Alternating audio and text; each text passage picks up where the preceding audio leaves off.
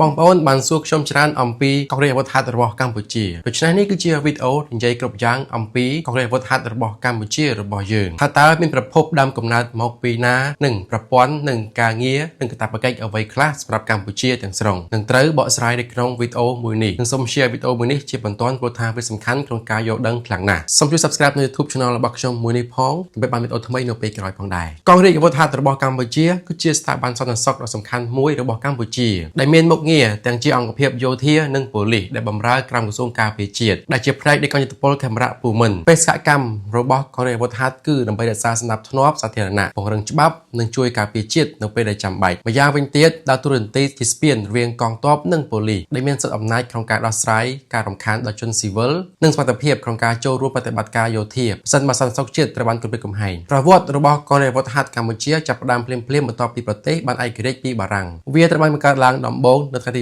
20 កក្កដាឆ្នាំ1954ដែលទទួលឥទ្ធិពលគំរូពីទាហានរបស់បារាំងដែលរួមបញ្ចូលនៅវិន័យយោធាជាមួយនឹងកាតព្វកិច្ចរបស់ប៉ូលីសនៅឆ្នាំ1957ព្រះបាទនរោត្តមសីហនុចុះហត្ថលេខាលើព្រះរាជក្រឹត្យលេខ446និង447 NS ដើម្បីទទួលស្គាល់ផ្លូវការនិងរៀបចំកម្លាំងក្នុងសម័យសាធារណរដ្ឋខ្មែរចន្លោះឆ្នាំ1970ទៅ75កងរាជអាវុធហត្ថបានបន្តនៅក្រោមឈ្មោះកងរាជអាវុធហត្ថជាតិប៉ុន្តែរបបខ្មែរក្រហមគ្រប់គ្រងពីឆ្នាំ1975ដល់ឆ្នាំ1979បានលុបចោលទាំងស្រុងរួមទាំងស្ថាប័នរដ្ឋជាច្រើនទៀតផងដែរបន្ទាប់ពីការដួលរលំរបបខ្មែរក្រហមរដ្ឋាភិបាលថ្មីបានកសាងកម្លាំងសន្តិសុខរបស់ប្រទេសឡើងវិញជាបណ្ដាប៉ុន្តែការបង្កើតឡើងវិញនៅកងរាជអាវុធហត្ថមិនបានធ្វើឡើងនោះទេរហូតដល់ថ្ងៃទី14 កក្កដាឆ្នាំ1993បន្ទាប់ពីដំណើរការសន្តិភាពនិងបេសកកម្មអង្គការសហប្រជាជាតិនៅកម្ពុជាដែលហៅថាអ៊ុនតាក់ចាប់តាំងពីពេលនោះមកវាក្លាយជាផ្នែកមួយដ៏រឹងមាំនិងរៀបចំនៃប្រព័ន្ធសន្តិសុខផ្ទៃក្នុងរបស់កម្ពុជាឡើងវិញកងរាជអាវុធហត្ថដំណើរការតាមអនុក្រឹត្យលេខ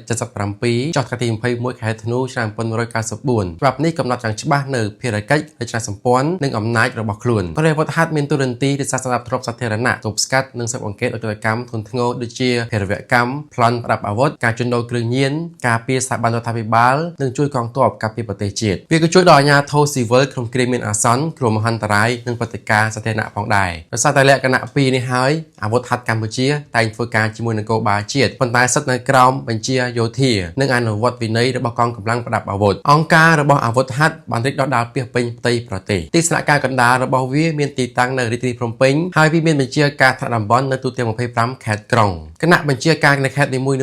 ត្រួតពិនិត្យអង្គភាពថ្នាក់ស្រុកដើម្បីធានាវត្តមានជាប្រចាំទាំងទីក្រុងនិងជនបទក្នុងរចនាសម្ព័ន្ធរបស់វាមានអង្គភាពអន្តរាគមន៍ចល័តសម្រាប់ការគ្រប់គ្រងកុបកម្មនិងប្រតិបត្តិការពិសេសនិងថ្មើរជើងសម្រាប់បេសកកម្មល្បាតនិងនៅទីវាលនិងបច្ចេកទេសសម្រាប់ទំនាក់ទំនងដែលគ្រប់គ្រងក្នុងការស៊ើបអង្កេតនិងសហការជាមួយព្រះរាជអាជ្ញាកងរាជអាវុធហត្ថក៏បើកសាលាវឹកវើផ្ទាល់ខ្លួនផងដែរនៅក្នុងឃុំកំបូលខេត្តកណ្ដាលដែលជាកន្លែងជ្រើសរើសមន្ត្រីនិងមន្ត្រីទទួលការបង្ហាត់បង្រៀនជំនាញផ្នែកនគរបាលនិងយុទ្ធសាស្ត្រយោធាខ្សែសង្វាក់បញ្ជាការនៅក្នុងអាវុធហត្ថធ្វើតាមឋានានុក្រមយោធាតឹងរឹងមេបញ្ជាការកងរាជអាវុធហត្ថមានឋានន្តរស័ក្តិជាឧត្តមសេនីយ៍ហើយឆ្លើយតបផ្ទាល់ទៅអគ្គបញ្ជាការនៃកងយុទ្ធពលខេមរៈភូមិន្ទនិងរដ្ឋមន្ត្រីក្រសួងការពារជាតិជាច្រើនឆ្នាំមកនេះតំណែងទាំងនេះត្រូវបានកាន់កាប់ដោយឧត្តមសេនីយ៍សៅសុខាដែលជាអិសរាជជនយោធាដែលលេចធ្លោបំផុតរបស់ប្រទេសកម្ពុជានិងជាសព្វនិមិត្តជិតស្និទ្ធរបស់រដ្ឋាភិបាលទៀតផងក្រុមការដឹកនាំរបស់លោកមានមេបញ្ជាការរងមេបញ្ជាការតំបន់និងមេខេត្តដែលគ្រប់គ្រងអង្គភាពទូទាំងប្រទេសរចនាសម្ព័ន្ធទាំងអស់នេះអនុញ្ញាតឲ្យកងរាជអាវុធហត្ថឆ្លើយតបយ៉ាងឆាប់រហ័សចំពោះបដិវហេតុនៃចលាចលក្នុងប្រទេសកម្ពុជាឬអំពើហិង្សាគ្រប់ទីកន្លែងការបណ្ដុះបណ្ដាលសម្រាប់មន្ត្រីនៃកងរាជអាវុធហត្ថគ្រប់បណ្ដុះទូទាំងវិស័យយោធានិងនគរបាលមន្ត្រីត្រូវបានបណ្ដុះបណ្ដាលក្នុងការគ្រប់គ្រងវងមនុស្សការប្រឆាំងភេរវកម្មការស៊ើបអង្កេតច្បាប់ព្រហ្មទណ្ឌការគ្រប់គ្រងចរាចរណ៍និងការឆ្លើយតបបន្ទាន់ពួកគេក៏ទទួលការវឹកវើប្រយុទ្ធនិងការពារខ្លួនផងដែរដើម្បីត្រៀមខ្លួនសម្រាប់ការប្រឈមមុខដាក់គ្នាដោយប្រដាប់អាវុធហត្ថប្រើប្រាស់អាវុធនិងយានជំនិះច្រើនប្រភេទរួមមានកាំភ្លើងវែងកាំភ្លើងខ្លីរពាសដែកម៉ូតូនិងរថយន្តដឹកជញ្ជូនសមាជិករបស់ខ្លួនទទួលការបណ្ដុះបណ្ដាលពីដៃគូអន្តរជាតិដូចជាបារាំងនិងចិនដើម្បីបង្កើនសមត្ថភាពបច្ចេកទេសនិងវិជ្ជាជីវៈរបស់ពួកគេក្នុងជីវភាពរស់នៅប្រចាំថ្ងៃកងរាជអាវុធហត្ថមានតួនាទីសំខាន់ក្នុងការរក្សាសន្តិសុខនិងសន្តិភាពទូទាំងប្រទេសមន្ត្រីរបស់ខ្លួនដែលល្បាតតាមដងផ្លូវត្រួតពិនិត្យចរាចរណ៍ការពារអគាររដ្ឋាភិបាលនិងទប់ស្កាត់បទល្មើសពួកគេក៏ជួយអាជ្ញាធរមូលដ្ឋានក្នុងការស៊ើបអង្កេតបទល្មើសធ្ងន់ធ្ងរដូចជាការប្លន់ការជួញដូរមនុស្សនិងការរត់ពន្ធគ្រឿងញៀនក្នុងអំឡុងពេលទឹកជំនន់ អាគីភ័យឬគ្រោះមហន្តរាយធម្មជាតិផ្សេងៗទៀតពួកគេក៏ជួយក្នុងប្រតិបត្តិការជួយសង្គ្រោះ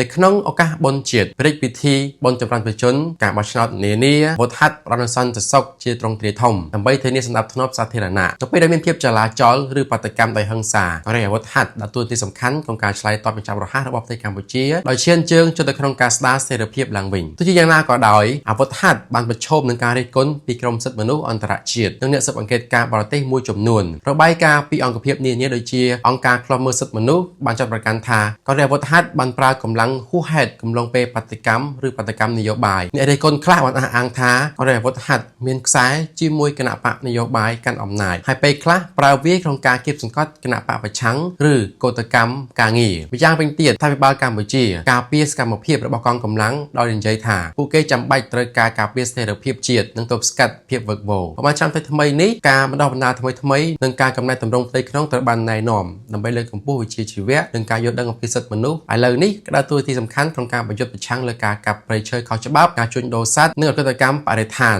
ដោយសហការជាមួយក្រសួងបរិស្ថានវាក៏ធ្វើការទប់ស្កាត់ក្នុងការជួញដូរមនុស្សនិងអកតកម្មឆ្លងដែនដែលជារឿយៗមានការសម្របសម្រួលជាមួយប្រទេសជិតខាងអាស៊ានកងរាជអាវុធហត្ថបានចូលរួមក្នុងកិច្ចខិតខំប្រឹងប្រែងជួយសង្គ្រោះគ្រោះមហន្តរាយរួមទាំងការឆ្លើយតបទឹកជំនន់និងជំនួយមនុស្សធម៌ក្នុងកំឡុងពេលជំងឺរាតត្បាត COVID-19 ដែលមានការគាំទ្រពីរដ្ឋាភិបាលកម្លាំងនៅតែបន្តកែលម្អបច្ចេកទេសប្រព័ន្ធទំនាក់ទំនងនិងការបណ្ដុះបណ្ដាលដើម្បីឆ្លើយតបប្រឈមនឹងបញ្ហាសន្តិសុខទំនើបប្រៀបធៀបទៅនឹងកម្លាំងស្តីងគ្នាជុំវិញពិភពលោកអាវុធហត្ថកម្ពុជាគឺយកគំរូតាមទាហានរបស់បារាំងដូចជាអាវុធហត្ថបារាំងដែរទាំងយោធានិងស្ថាប័នប៉ូលីសប៉ុន្តែនៅស្រុកខ្មែរយើងគឺនៅក្រោមក្រសួងការពារជាតិអត្តសញ្ញាណពីរនេះផ្ដល់ឲ្យវានូវភាពបត់បែនដ៏អស្ចារ្យប៉ុន្តែក៏ផ្ដល់ឲ្យការត្រួតពិនិត្យស៊ីវិលកាន់តែស្មុគស្មាញផងដែរក្នុងចំណោមប្រទេសអាស៊ីអាគ្នេយ៍អាវុធហត្ថកម្ពុជាលេចធ្លោសម្រាប់ទំហំឥទ្ធិពលនិងវត្តមានដ៏ទូលំទូលាយនៅទូទាំងប្រទេសសប្តាហ៍នេះកងរាជអាវុធហត្ថកម្ពុជានៅតែជាសាខាដ៏សំខាន់និងអាចមើលឃើញយ៉ាងច្បាស់បំផុតមួយនៃកម្លាំងប្រដាប់អាវុធរបស់ប្រទេសជាតិវាដើរតួនាទីយ៉ាងសំខាន់ក្នុងការរក្សាសន្តិសុខគ្រប់គ្រងការអនុវត្តច្បាប់និងធានាសុវត្ថិភាពសាធារណៈប្រជាជនកម្ពុជាភាគច្រើនយល់ឃើញថានេះគឺជានិមិត្តសញ្ញានៃស្ថិរភាពនិងការការពារទោះបីជាអ្នកស៊ើបអង្កេតការនៅតែបន្តអំពាវនាវឲ្យមានតម្លាភាពនិងគណនេយ្យភាពកាន់តែខ្លាំងក៏ដោយសរុបមកអាវុធហត្ថរបស់កម្ពុជាបានវិវត្តពីកងកម្លាំងសន្តិសុខក្រោយឯករាជ្យទៅជាស្ថាប័នទំនើបទូទាំងប្រទេសដែលការពារសណ្ដាប់ធ្នាប់ក្នុងប្រទេសកម្ពុជានិងរួមចំណែកដល់ការការពារជាតិរបស់ខ្លួនបងប្អូនទាំងអស់នេះហើយគឺជារឿងរ៉ាវពីព័ន្ធជាមួយនឹងអាវុធហត្ថរបស់កម្ពុជាសូម share នៅវីដេអូមួយនេះជាបន្តផងដែរព្រោះថាវាសំខាន់ខ្លាំងណាស់បងប្អូនទស្សនាក្នុង Facebook សូមជួយ share និង follow page មួយផងបាទបើទស្សនាក្នុង YouTube សូមជួយ subscribe នឹង YouTube channel របស់ខ្ញុំដើម្បីបានវីដេអូថ្មីនៅពេលក្រោយទៀតផងដែរសូមសំណាងល្អគ្រប់ក្រុមគ្រួសារសូមអរគុណ